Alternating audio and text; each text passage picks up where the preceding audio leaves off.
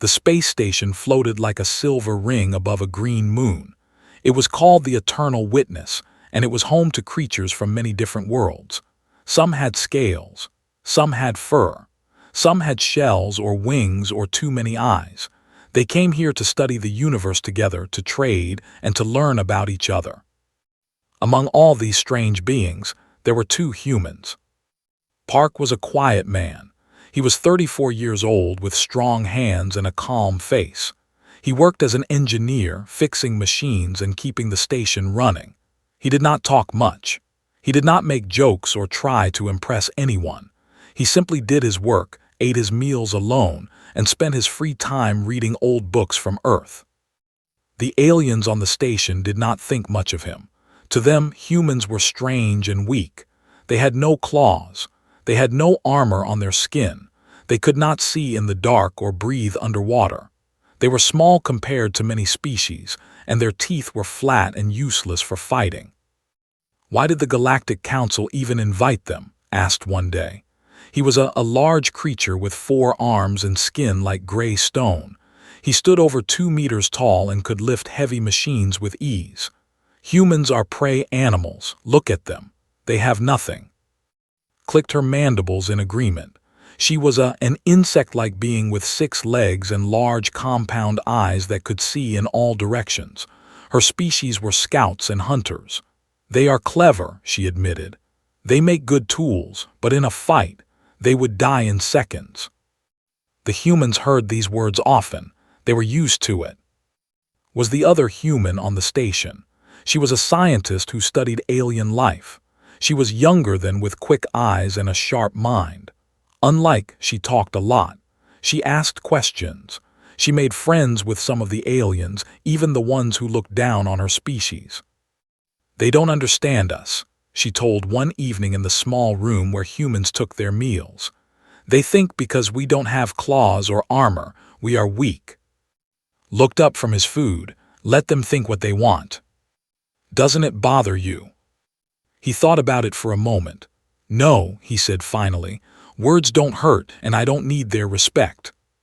Smiled she liked. He was not exciting or funny, but he was solid, dependable, the kind of person you wanted beside you when things went wrong. She did not know how right she was. The next morning, an alarm rang through the station. Red lights flashed in the hallways. The station commander, a tall being with blue skin and no mouth who spoke through a device on his neck, called an emergency meeting. "The atmospheric processors on 7 have failed," he announced. His translated voice was calm but serious. "Without repairs, our research base on the surface will lose breathable air in 40 hours. We need a team to go down and fix the problem." 7 was the green moon below them. It was covered in thick jungle, filled with strange plants and dangerous animals. Most of the station's crew had never gone to the surface. It was considered too risky. "I will go," said. "I am trained for surface missions." "I can handle the technical work," added, though he did not look happy about it. A few other aliens volunteered, then raised his hand. "I know those processors," he said. "I helped install them. I should be on the team." The commander looked at him. Several aliens shifted uncomfortably. A human on a dangerous surface mission. It seemed like a bad idea. "I will go too," said quickly. "Someone needs to monitor the local wildlife. That is my job." There was a long pause. The commander finally nodded. "Very well, the team will leave in 2 hours." As the meeting ended, walked past the 2 humans. He looked down at them with something like pity. "Try not to slow us down," he said, "and stay close when we land. The jungle is not kind to the weak." Did not reply. He simply nodded and walked away to prepare his tools. Watched him go. She had seen that look in his eyes before, in old videos from Earth's history. It was the look of soldiers and survivors, the look of someone who had faced death and was not afraid to face it again. She wondered what had done before he came to space. He never talked about his past, but she knew one thing: he was not what he appeared to be. The shuttle was small and fast. It dropped through the atmosphere of 7 like a falling stone, shaking and rattling as it hit pockets of thick air. The aliens strapped in their seats looked nervous. Even, who had done this many times, gripped her restraints tightly. Sat quietly, his eyes were closed, his breathing was slow and steady. He might have been sleeping. Sat beside him. She watched the window as the green jungle rose up to meet them. Trees taller than buildings stretched toward the violet sky. Rivers cut through the forest like silver ribbons. It was beautiful and terrifying at the same time. "Have you ever been to a place like this?" she asked. He opened his eyes. "Once, a long time ago on Earth." "What happened?" He was quiet for a moment. "I survived."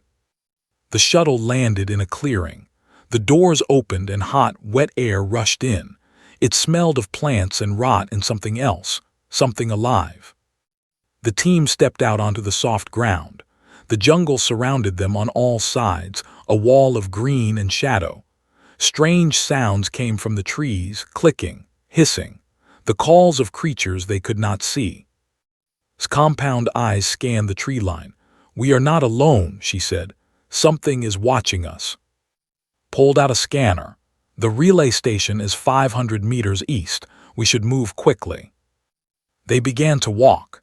The humans stayed in the middle of the group, surrounded by aliens who were supposed to protect them. But noticed something. Was not walking like someone who needed protection. He moved like a hunter. His eyes checked every shadow. His steps were silent on the soft ground. He was not afraid.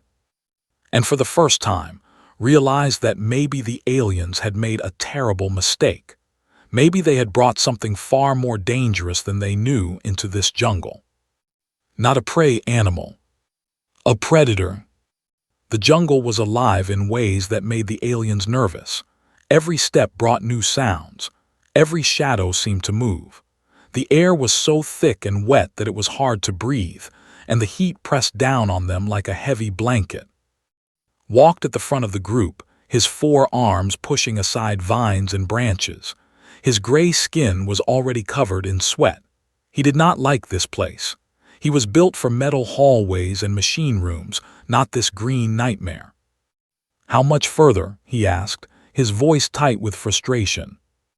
Checked her scanner. 300 meters. We are making good time." "Good time?" snorted. "Every second in this place is too long." Behind them, the rest of the team followed in a loose line. There were 2 other aliens.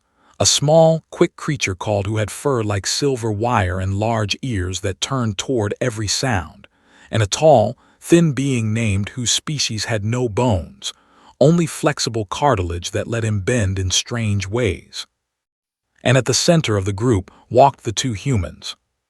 Held her scanner in front of her, recording everything she saw. Her scientific mind was excited despite the danger. She had never seen so many new species in one place. Insects the size of her hand crawled on the trees. Birds with 4 wings flew between the branches. Small animals with too many legs scattered away from the group's footsteps. "This place is incredible," she whispered. "This place is deadly," corrected her. "Do not forget that." Said nothing. He walked with his hands free and his eyes never still. He watched the jungle the way a soldier watches a battlefield. He noticed things the others missed. The way certain plants had been pushed aside recently, the marks of claws on tree bark, the sudden silence of insects in certain areas. Something large lived in this jungle, something that hunted.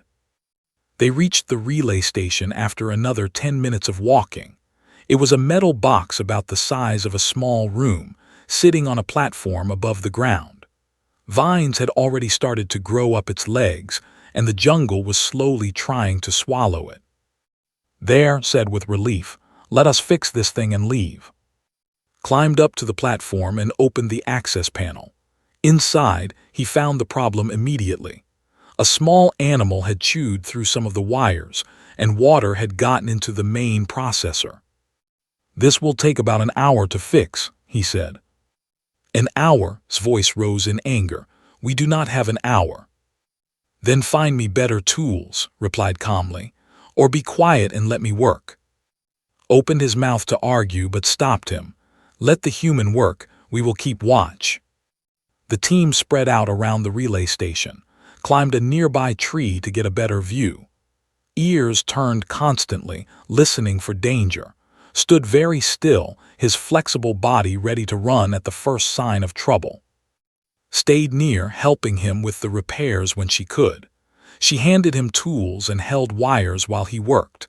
It was boring work, but it kept her mind off the jungle around them. You seem calm, she said quietly. I am focused, he replied without looking up. There is a difference. The others are scared.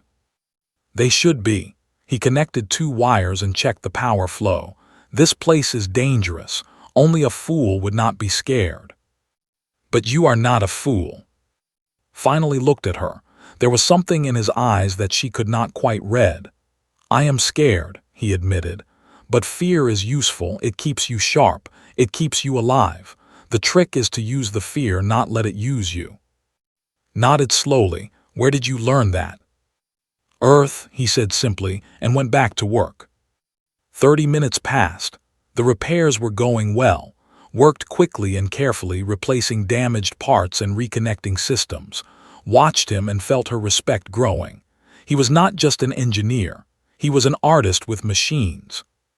Then called down from her tree, something is wrong. Everyone froze. What do you see? Asked, his 4 hands reaching for his weapon. Nothing, replied. That is the problem. The jungle has gone quiet. She was right. The constant sounds of insects and birds had stopped. The only noise was the soft rustle of wind through the leaves. It was the kind of silence that came before a storm. Or before a predator attacked. His ears flattened against his head. I hear something, he whispered. Something big, it is coming closer. How close? Asked, his body already bending toward the shuttle's direction. Very close, maybe 50 meters, maybe less. Stopped working. He stood up slowly and looked at the tree line. His body was tense, but his movements were controlled. He looked like a man who was ready to fight. What is out there? Asked, her voice barely above a whisper. Dropped from the tree and landed beside them. Her mandibles were clicking rapidly, a sign of extreme stress in her species. There is only one predator on this moon that makes the jungle go silent like this, she said. The word seemed to hang in the air like a curse. What is a? Asked. Death, said simply. A is death with legs. They are the apex predators of this world. 6 legs, armor like stone, claws that can cut through metal. Nothing hunts them. They hunt everything else. How do we fight it? We do not fight it. We run. We hide. We pray it finds something else to eat. The bushes at the edge of the clearing began to move. Something was pushing through them. Something very large. Everyone get behind the relay station, ordered. Stay quiet. Maybe it will pass us by. The team scrambled to obey and impressed themselves against the metal wall, trying to make themselves as small as possible. Joined them, her compound eyes fixed on the tree line. But did not move. He stood on the platform, his tools still in his hands, watching the jungle. Hissed, what are you doing? Get down here. He did not answer. He was watching the bushes, waiting. And then they stepped into the clearing. It was the most terrifying thing he had ever seen. It walked on 6 powerful legs, each one ending in a curved claw that dug into the soft ground. Its body was covered in plates of black armor that overlapped like the scales of a fish. Its head was long and flat, with a mouth that split open to reveal 3 rows of teeth as long as knives. It was 4 meters long from nose to tail. It weighed more than a small car, and its yellow eyes were fixed directly on them. No one moved, no one breathed. It tilted its head, studying the strange creatures in its territory. Then it opened its mouth and made a sound like metal scraping against metal. It was hungry. And it had found its prey. It stood at the edge of the clearing like a nightmare made real. Its yellow eyes moved slowly from one alien to another, studying them, measuring them. It was not in a hurry. It knew it was the most dangerous thing in this jungle. It knew nothing here could challenge it. Raised his weapon with shaking hands. It was an energy pistol, standard issue for surface missions. "Stay back," he said, his voice cracking. "I will shoot." They did not care about the weapon. It had been shot before. Its armor was thick enough to stop most attacks. It took a step forward, and the ground shook slightly under its weight. "Do not shoot," warned. "You will only make it angry." "It is already going to kill us. What difference does it make?" "If you shoot and miss the weak points, it will charge. We need to stay calm. Move slowly. Maybe we can reach the shuttle." But the shuttle was 200 meters away through thick jungle. That was fast. It could run faster than any of them. If they tried to flee, it would catch them before they made it halfway. Everyone knew this. No one said it out loud. Stood frozen behind the relay station. Her heart was beating so fast she could hear it in her ears. She had studied dangerous animals her whole life. She knew how predators behaved, but knowing and experiencing were two very different things. That was looking at her now. Its yellow eyes had found her. Something in its primitive brain had identified her as the weakest member of the group, the easiest target, the first meal. It began to move toward her. "No," she whispered. "No, no, no." "Nobody move," said. "Do not run. Running triggers their chase instinct." But could not help it. Every part of her body was screaming at her to run. Her legs started moving before her brain could stop them. She turned and ran toward the shuttle, crashing through bushes and vines without looking back. The roared. It was the sound of grinding rocks mixed with a screaming wind. Then it charged. It moved faster than something that size should be able to move. Its 6 legs carried it across the clearing in seconds, smashing through plants and small trees like they were nothing. Its mouth opened wide, ready to bite down on the running human. Heard it coming. She knew she was going to die. She could feel the ground shaking behind her, could hear the terrible sound of its breathing getting closer and closer. Then something happened that no one expected. A human voice shouted behind her, not a scream of fear, a shout of challenge, a battle cry. "Here, over here." Looked back over her shoulder and saw something impossible. Was running toward not away from it, toward it. He had no weapon, no armor, nothing but his bare hands and his tools which he had dropped on the ground. He was running directly at the most dangerous predator on the moon, shouting and waving his arms to get its attention. The stopped, it was confused. Prey did not run toward predators. Prey ran away. This was wrong. This was not how hunting worked. It turned away from and focused on this new, strange creature, this human who did not behave like prey. "What is he doing?" asked in disbelief.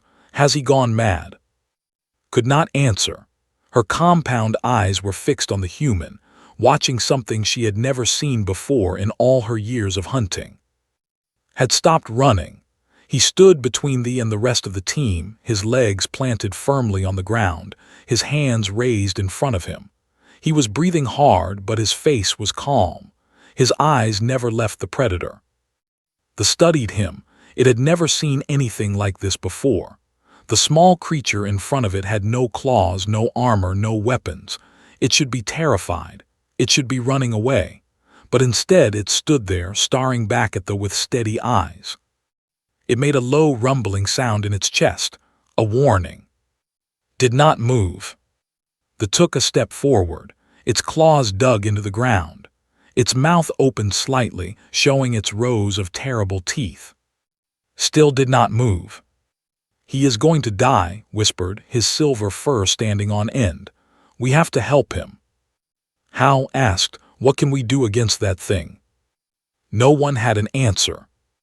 They made its decision. This strange creature was not prey. It was a challenge, and the had never backed down from a challenge in its life. It lunged forward, its front claws sweeping toward in a strike that could cut it in half. But was not there any more. He moved at the last moment, stepping to the side with a speed that seemed impossible for such a soft creature. The claws sliced through empty air. Before the predator could recover, was beside it, grabbing onto one of its armored legs. The roared in surprise and anger. It twisted its body, trying to shake off the human, but held on. His fingers found a gap between the armor plates, and he gripped it with all his strength. The aliens watched in complete silence. They could not believe what they were seeing. A human, a soft and clawless human, was fighting, not running, fighting. Had stopped at the edge of the clearing. She turned back and watched with her mouth open. Tears were running down her face, but she did not notice them. All she could see was, hanging onto the monster, refusing to let go. "How is this possible?" asked. His 4 hands were shaking. "How is he still alive?" Did not answer. She was watching the fight with her compound eyes, recording every detail. Her species were hunters. They knew about predators. And right now, she was seeing something that would change everything she thought she knew about humans. Because was not fighting like prey trying to escape. He was fighting like a predator trying to win. The slammed its leg against the ground, trying to crush the human against the earth. Let go at the last second and rolled away. He was on his feet again before the creature could strike again. Blood was running down his arm where a claw had caught him during the first attack. He ignored it. He did not even seem to feel it. His eyes were still fixed on watching its movements, looking for weakness. The charged again. This time did not dodge. He stepped into the attack, ducking under the creature's snapping jaws, and grabbed onto its neck. The sound he made was not human. It was older than language, older than civilization. It was the sound of an animal that had decided it would rather die than give up. A growl that came from somewhere deep inside him, from a time when his ancestors had fought bears and lions with nothing but rocks and sticks.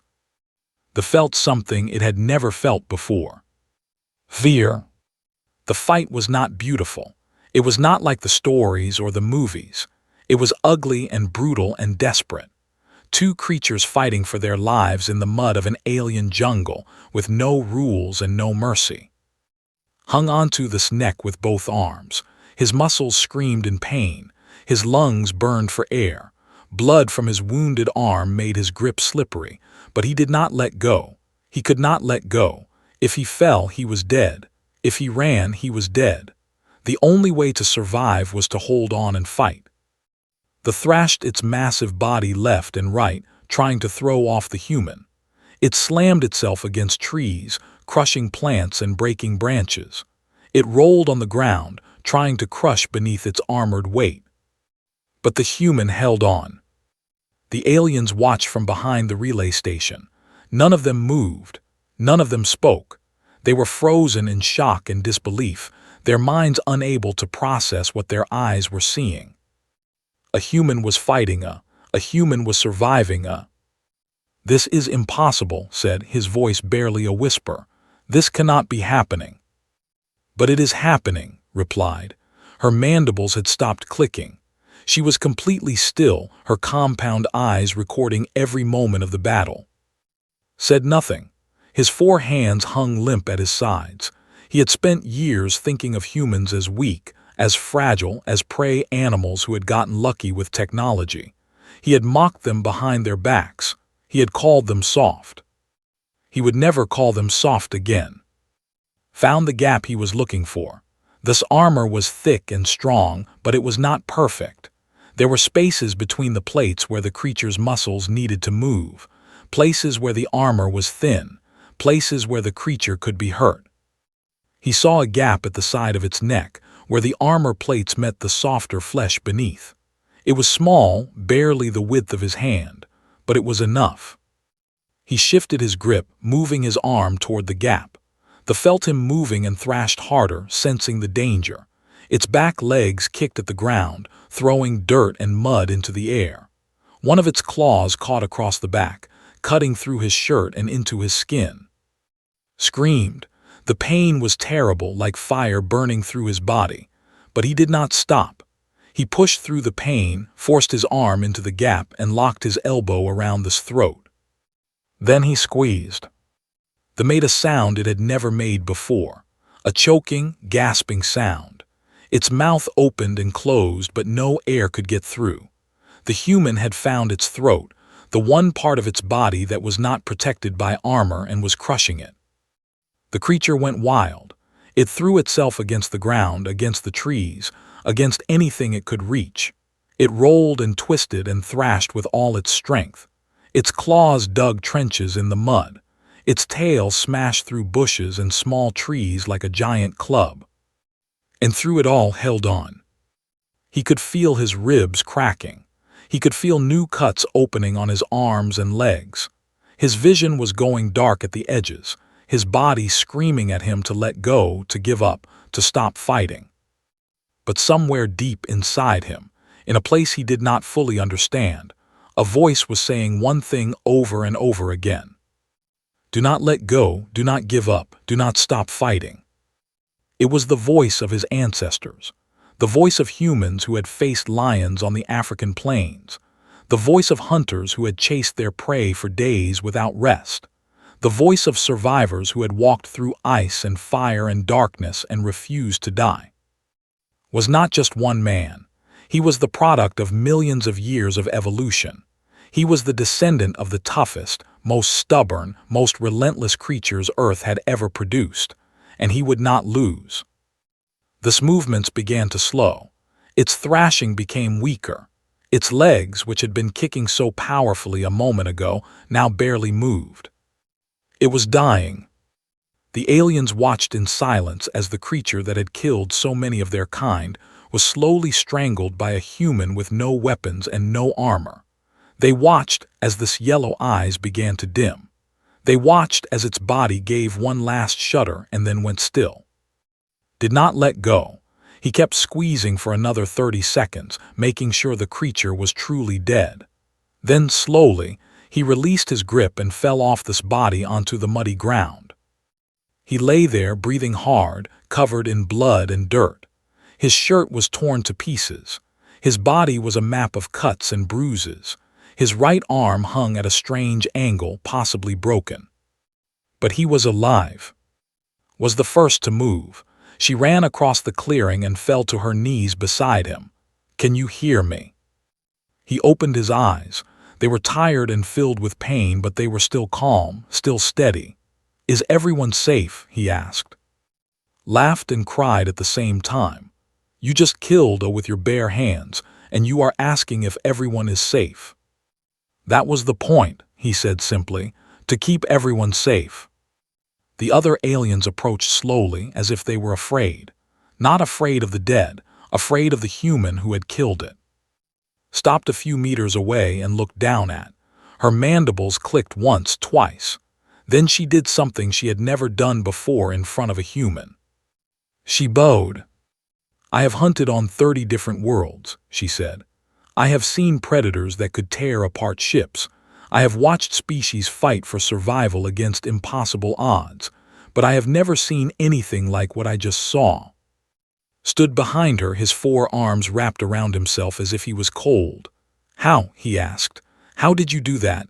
You have no claws, no armor, no weapons. How did you beat it? Slowly pushed himself up to a sitting position. Every movement hurt, but he forced himself to move anyway. He looked at with those calm eyes. Humans have something better than claws or armor, he said. We have this. He pointed to his head. And this. He put his hand over his heart. We are not the strongest or the fastest, but we do not give up, ever. That is what makes us dangerous. The aliens looked at each other. They had studied humans. They had measured their strength, their speed, their senses. They had compared them to other species and found them lacking in almost every way. But they had missed the most important thing. They had missed the human spirit. Come, said gently, putting his arm over her shoulder. We need to get you back to the station. You need medical attention. Nodded, he let her help him to his feet. Then he looked at the dead one more time. It was a good fight, he said quietly. It was a worthy opponent. And with that, the humans began the long walk back to the shuttle, leaving the aliens to stare at the body of the apex predator and wonder what else they had gotten wrong about the soft creatures from Earth. The shuttle ride back to the station was quiet. No one spoke. The aliens sat in their seats and stared at the floor or the walls or their own hands. They did not look at the humans. They did not know how to look at them anymore. Lay on a stretcher at the back of the shuttle, sat beside him holding his hand and watching his face for signs of pain. He was badly hurt. The cuts on his back and arms were deep. His ribs were cracked. His right arm was definitely broken. But he was still conscious, still breathing, still alive. "You should rest," said softly. "Save your strength." Shook his head slightly. "I have rested enough. Tell me about the repairs. Did we finish?" Smiled despite everything. "No, we did not finish. Someone decided to fight a monster instead." "Then we need to go back." "You need to heal first. The research base will run out of air in less than 30 hours. My injuries can wait." Wanted to argue, but she knew it was pointless. Was the most stubborn person she had ever met. If he said he was going back to finish the repairs, he would go back to finish the repairs, even if he had to crawl. When the shuttle docked with the Eternal Witness, a medical team was waiting. They put on a floating bed and rushed him to the medical bay, where doctors from 3 different species worked to clean his wounds and fix his broken bones. Word spread through the station like fire. Within an hour, everyone knew what had happened on the surface. A human had fought a human had won. The aliens did not believe it at first. Were legends on 7. They were the reason most species refused to land on the moon. The idea that a soft, clawless human had killed one with his bare hands seemed like a joke. But then they saw the video. Had recorded everything with her compound eyes. She shared the footage with the station commander, who shared it with his superiors, who shared it with the Galactic Council. Within 2 days, the video had been seen by billions of beings across the galaxy. And everything changed. In the medical bay, a doctor named worked on wounds. She was old by her species standards, with dull mandibles and cloudy eyes. She had treated thousands of patients in her long career. She had seen injuries from battles and accidents and disasters. But she had never seen anything like this. "Your body is remarkable," she said as she applied healing gel to the cuts on his back. "These wounds would kill most species. The shock alone would stop their hearts, but you are still conscious, still talking. How is this possible?" Lay on his stomach, his face turned to the side so he could see her. "Humans are good at surviving," he said. "It is what we do." "But how? What gives you this ability?" He thought about the question for a moment. "When my ancestors lived on Earth, they were not the strongest animals. They were not the fastest. They did not have claws or fangs or armor, but they had 2 things that no other animal had." "What things?" "Endurance and will. They could run for hours without stopping. They could keep going when other animals collapsed from exhaustion, and when they decided to do something, they did not stop until it was done. It did not matter how much it hurt. It did not matter how tired they were. They just kept going." His mandibles clicked thoughtfully. "Persistence predators," she said. "I have read about this concept. Your ancestors did not chase prey to catch it. They chased prey until it could not run anymore." "Yes, and over millions of years, that ability became part of our biology. Our bodies are designed to keep working even when they are damaged. Our minds are designed to ignore pain when survival is at stake. We call it adrenaline. It is like a switch in our brains that turns off everything except the will to survive." The doctor finished applying the gel and stepped back. She looked at the human lying on her table and saw him differently now, not as a patient, not as a weak creature from a distant world. As a survivor. "I understand now," she said quietly. "You are not prey, you never were. You are something much more dangerous." Did not reply. He had fallen asleep, his body finally allowing itself to rest now that the danger was over. 3 days later, returned to the surface with a new team. This time, the aliens did not look at him with pity or dismissal. They looked at him with respect. Some of them looked at him with fear. He finished the repairs to the atmospheric processor in 2 hours. When he was done, he stood at the edge of the clearing and looked at the jungle where he had fought The creature's body was gone, taken by scavengers or smaller predators. Only the marks on the ground remained. Stood beside him. "What are you thinking?" she asked. "I am thinking about home," he said. "About Earth. About all the things my ancestors fought and survived. They faced animals much bigger than themselves. They survived ice ages and famines and diseases. They crossed oceans and mountains and deserts, and through it all they never gave up." He turned to look at her. "That is why we are here, not because we are strong or fast or smart, because we refuse to quit, because giving up is not in our nature." Nodded, she understood. She was human too. She had the same fire in her blood, the same stubbornness in her bones. She had just never needed to use it before. "Do you think the galaxy understands us now?" she asked. Looked up at the violet sky, where the eternal witness orbited somewhere above the clouds. "Maybe," he said. "Or maybe they will forget. Maybe they will go back to thinking we are weak and soft and harmless." "And if they do?" A small smile crossed his face. It was the first time I'd ever seen him smile. "Then we will remind them again." On the station, the video of fight continued to spread across the galaxy. Ambassadors and scientists and military leaders watched it over and over, trying to understand what they were seeing. A new report was written about humanity. A new classification was given to the species from Earth. They were no longer listed as non-threatening in galactic databases. They were no longer dismissed as weak prey animals who had gotten lucky with technology. They were listed as apex predators. And in meeting rooms and council chambers across the stars, beings of all shapes and sizes learned a new lesson about the universe. The most dangerous creatures are not always the ones with claws and armor. Sometimes they are the ones who simply refuse to die.